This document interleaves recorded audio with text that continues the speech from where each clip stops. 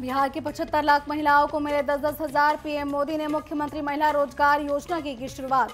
राज्य की 22% महिला वोटर्स को मिला फायदा।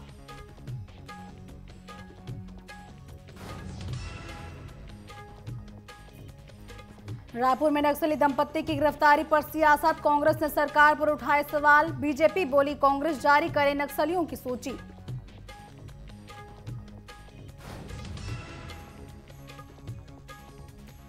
भोपाल में रेंजागला के वीर सैनिकों की याद में रज कलश यात्रा। कार्यक्रम में सीएम डॉक्टर मोहन यादव हुए शामिल। यादव महासभा ने की अहिर रेजिमेंट की मांग।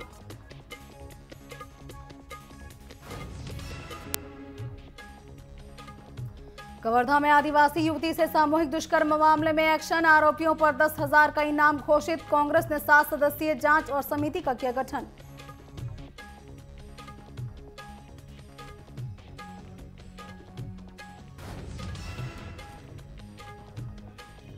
और छत्तीसगढ़ में कस्टम मिलिंग घोटाले को लेकर एक्शन। रायपुर में बड़े बिल्डर के घर पर ईडी की रेड। बिलासपुर में सुल्तानिया ग्रुप के ठिकानों पर छापा।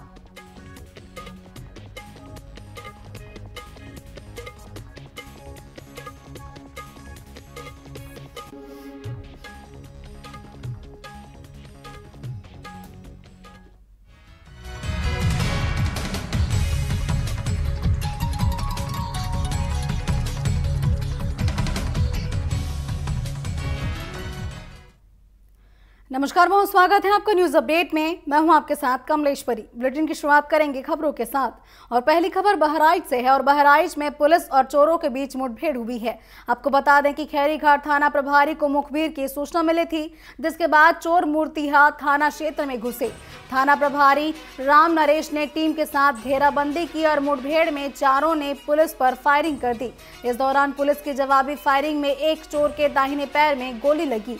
घायल चोर को सीएससी में भर्ती कराया गया है और तीनों आरोपियों से संबंधित जनपद के विभिन्न थाना क्षेत्रों में कई चोरी की घटनाएं भी दर्ज हैं।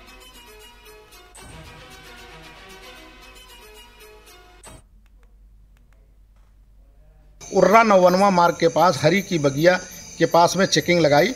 चेकिंग के दौरान एक मोटरसाइकिल पर 3 सवार व्यक्ति आ रहे थे। जब उनको रोक करके पूछताछ करने का प्रयास किया गया तो मोटरसाइकिल सवार व्यक्तियों ने पुलिस टीम पर जानलेवा हमले की नीयत से फायर कर दिया।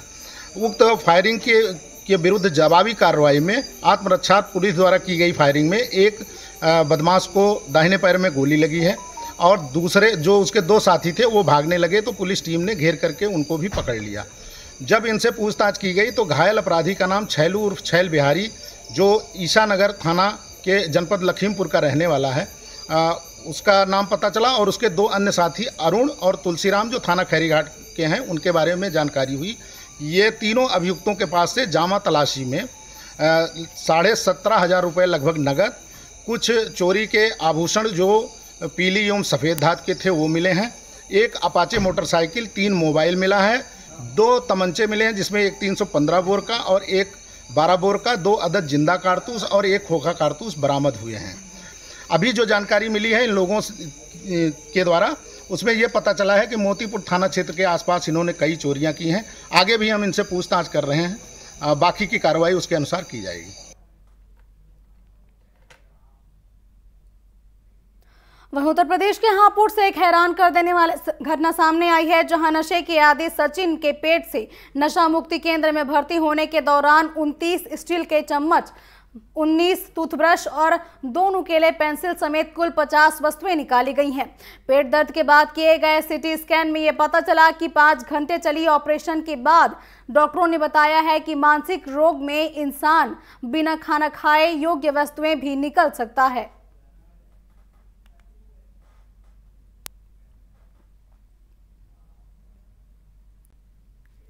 बहराइच के चांदमारी इलाके में दिन दहाड़े घर में लूटपाट की वारदात हुई और नकाबपोश बदमाशों ने दीवार तोड़कर घर में घुसकर 1.5 साल की मासूम और महिला को कमरे में बंद कर जान से मारने की धमकी दी।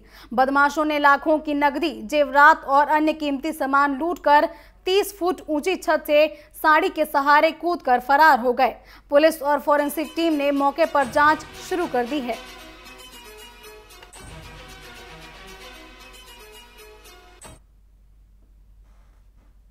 वही 11:18 पे मुझे क्या लगा कि कोई मेरे मतलब छत पे कूदा है, मुझे ऐसा लगा। फिर उसके बाद में मैं कपड़ा धुल रही थी, कपड़ा धुल के मैं यहाँ पे आई तो मुझे यहाँ नीचे से मतलब पैर देखा किसी का कि कोई चल रहा है। उसके बाद में वो लोग दरवाज़ा पीटने लगे, बोले कि दरवाज़ा खोल दो नहीं तो जान से मार देंगे। फिर हम कुछ बोले नहीं, कहे हम जानते हैं कि तुम अकेले हो, मतलब कोई है नहीं, मेरा कुछ कर नहीं पाओगे तुम लोग। फिर उसके बाद में मैं यहाँ पे आके अपना मेन गेट पहले बंद ही था, बीच वाला गेट बंद की, फिर एक गेट था वो भी बंद किया। पीछे जाके मैं रोने लगी, सबको मैंने कॉल किया, सबको मैंने बुलाया, बट मोहल्ले वाले मतलब आ गए तब तक। 90,000 रुपये और कुछ जेवर थे। सर वो अकेले तो नहीं थे, 4-5 लोग रहे होंगे, क्योंकि मुझे उनका पैर दिखा, 4-5-6 पैर दिखे होंगे। नवरात्रि के अवसर पर चिन्हट स्थित सनबीज अपार्टमेंट में श्रीमद् भागवत कथा ज्ञान यज्ञ का आयोजन हो रहा है। यह कथा 28 सितंबर तक चलेगी। रविवार को कथा प्रवक्ता पंडित बालकृष्ण आशीष महाराज ने प्रभु श्री राम की कथा सुनाई। इस मौके पर अपार्टमेंट निवासियों ने बड़ी संख्या में भाग लिया। बच्चों ने प्रभु श्री राम के जीवन पर सुंदर झांकी प्रस्तुत कर सबका मन मोह लिया। आयोजकों ने अपार्टमेंट के लोगों को एकजुट रहकर मिलजुल कर हर त्योहार मनाने की अपील की।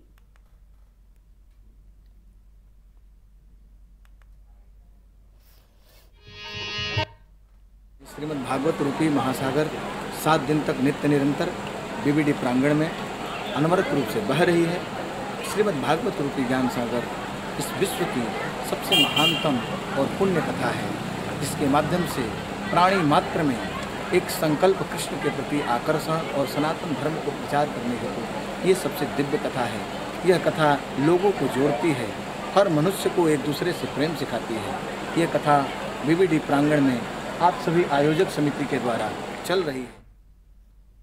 श्रीमद् भागवत रूपी महासागर बीबीडी ग्रीन सिटी स्थित सनबीज वन हमारा एक छोटा सा सोसाइटी है, और जब से यहाँ पे मंदिर का निर्माण हुआ है तो हमारी खुशकिस्मती है कि नित्य नए कार्यक्रम यहाँ पे आयोजित हो रहे हैं। हर एक त्यौहार पे और हर एक, जैसे जन्माष्टमी भी हम लोगों ने मनाई थी अभी पीछे, और अब नवरात्रि भी हम लोग मना रहे हैं।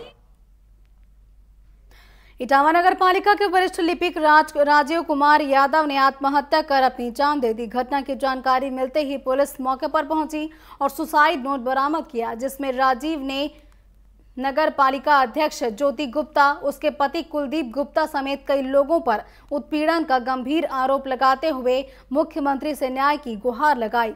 पुलिस ने शव कब्जे में लेकर पोस्टमार्टम के लिए भेजा और जांच शुरू कर दी है।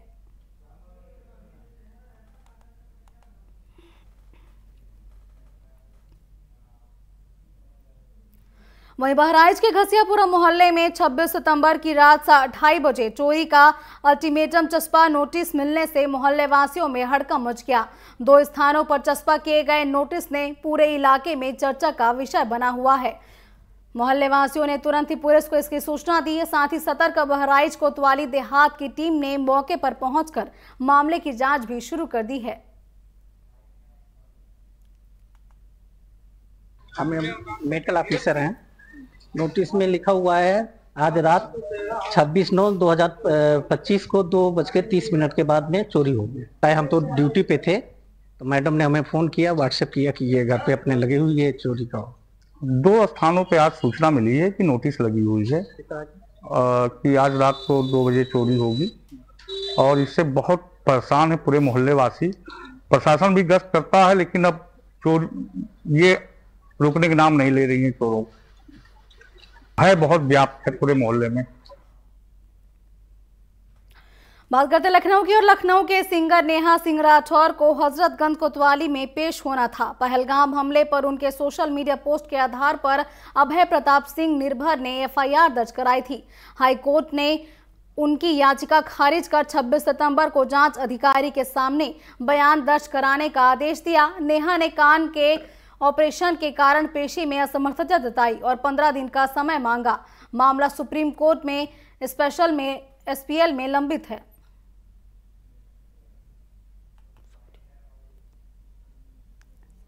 हजरतगंज थाने में मैं नेहा सिंह राठौर की हमने सीआरएलबी एक फाइल करी थी, जिसका डिस्पोजल हुआ है 19 तारीख को।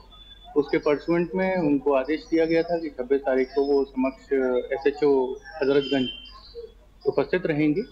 तो वो अपनी बीमारी के कारणों से आज उपस्थित नहीं हो सकते हैं, उसकी सूचना प्रदान करने के लिए मैं SHO हजरतगंज के समक्ष आ गया।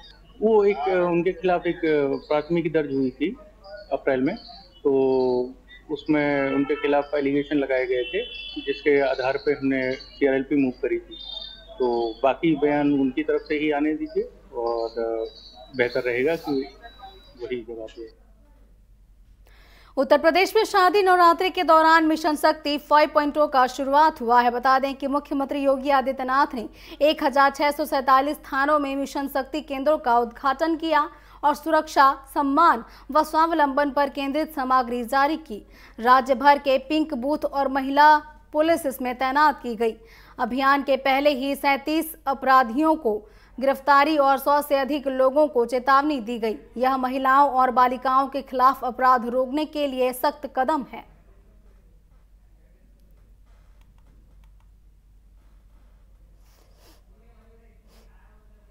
जैसा कि आप सभी अवगत हैं कि मिशन शक्ति के 5वें चरण की लॉन्चिंग हो चुकी है और ये कार्यक्रम ग्राउंड लेवल पर पुलिस विभाग द्वारा समस्त विभागों के सहयोग से संचालित किया जा रहा है।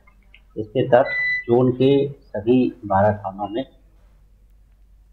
जा चुकी है और पूर्व से प्रचलित जो एंटी रोमियो टीम है उसको और भी सशक्त बनाया गया है और ये लगातार हॉट स्पॉट को चिन्हित करके वहाँ पे कार्रवाइयाँ कर रहे हैं।